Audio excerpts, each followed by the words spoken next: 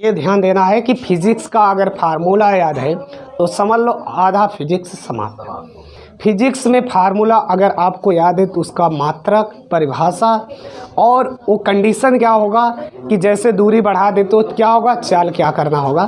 तो दूरी बढ़ाने पर चाल बढ़ाना पड़ेगा, विस्थापन बढ़ाने पर वेग बढ़ाना पड़ेगा और समय बढ़ाने पर चाल क्या होगा, घटाना पड़ेगा। ये सब कंडीशन किस पर आधारित है, सिर्फ फार्मूले पर।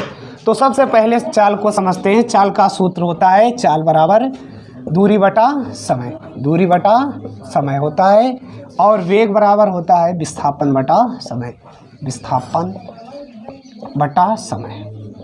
अब देखो, अगर आपको दूरी नहीं समझ में आता है तो चाल भी समझ में नहीं आएगा, और विस्थापन अगर समझ में नहीं आया है तो क्या, वेग भी समझ में नहीं आएगा। अगर ये समझ में आया है तो सब कुछ समझ में आएगा।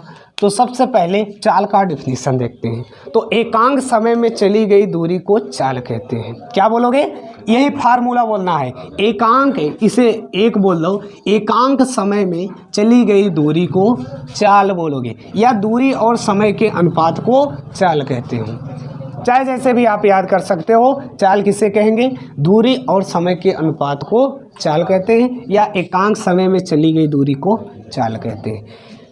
वेग किसे कहेंगे, एकांक समय में वस्तु द्वारा किया गया विस्थापन ही वेग कहलाता है, या विस्थापन और समय के अनुपात को वेग कहते हैं। अगर चाल का मात्रक पूछे तो क्या हो जाएगा, मीटर प्रति सेकेंड। इसका भी अगर यदि मात्रक पूछे तो मीटर प्रति सेकेंड हो जाएगा। और चाल को व्यक्त करने के लिए केवल परिमाण की ज़रूरत होगा, दिशा का नहीं, दिशा की ज़रूरत नहीं है।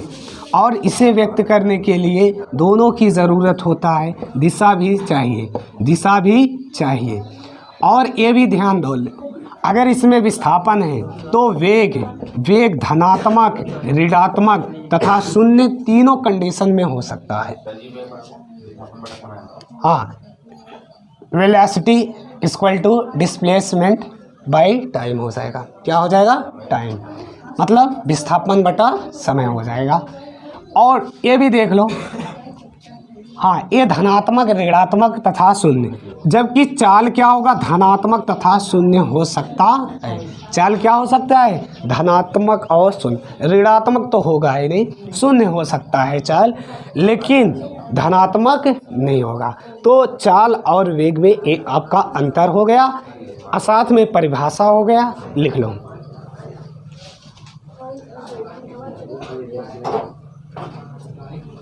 अब आपको देखना है चाल के प्रकार। तो चाल एक होगा एक समान चाल और असमान चाल और औसत चाल।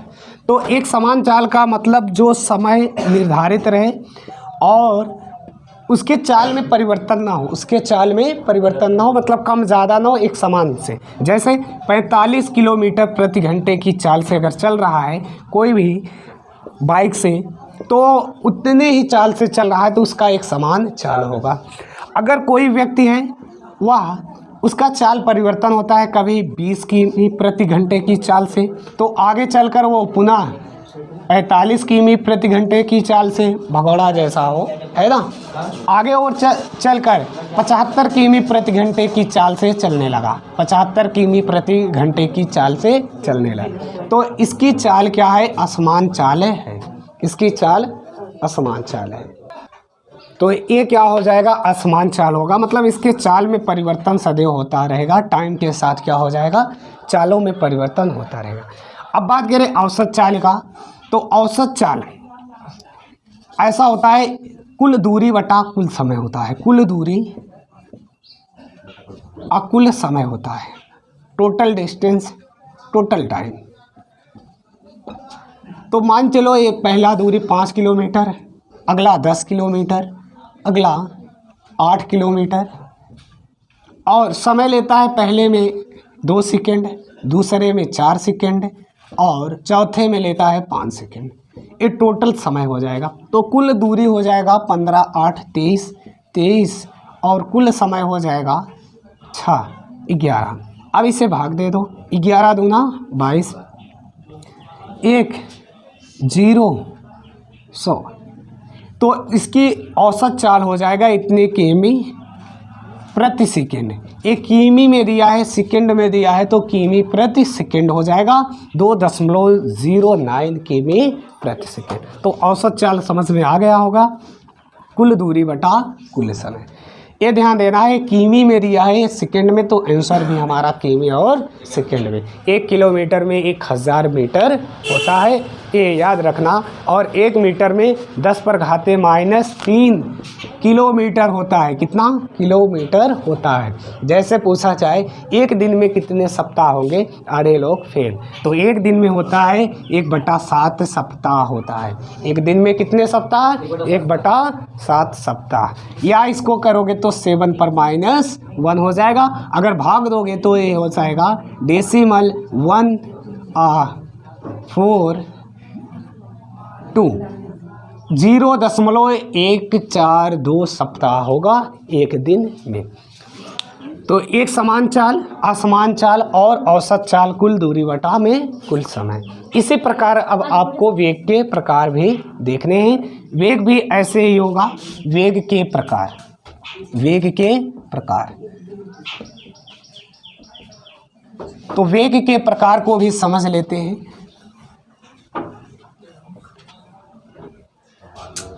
तो यहाँ वेग लिख दो, वेग, और ये वेग। तो समान वेग, वेग में होता है विस्थापन बटा समय होता है। तो एक समान वेग का मतलब होगा जिसका वेग समान हो, समान वेग से चलता हो। हमारा एरोप्लेन होगा या कोई भी अंतरिक्ष में जो जाता है वो क्या वेग से जाता है, उसका वेग लिखा जाता है। ऐसे नहीं कि आपकी गाड़ी का वेग लिखा जाएगा कि 2 पहिए का मैं 45 किमी प्रति वेग से जा रहा हूँ, वेग से नहीं जाते हूँ। अगर किसी एरोप्लेन की बात होता है तो वहाँ क्या हो जाता है वेग, क्योंकि वह सीधा चलता है। क्या? सीधा। एरोप्लेन का वेग हो जाएगा, या किसी का भी वेग पूछ लेगा, वायुयान का वेग, तो जो सीधा चलेगा उसका वेग पूछ लेगा। रडार का वेग, तो वेग क्या होगा? जब उसके वेग समान होंगे तो एक समान वेग से। असमान का मतलब वो टाइम पर बदलता रहेगा तो उसका असमान होगा।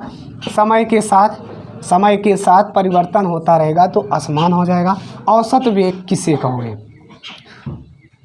औसत वेग। तो कुल विस्थापन, इसमें विस्थापन है, कुल विस्थापन बटा में कुल समय हो जाएगा। ये आपका कुल विस्थापन बटा में कुल समय हो जाएगा। हमें विश्वास है आपको समझ में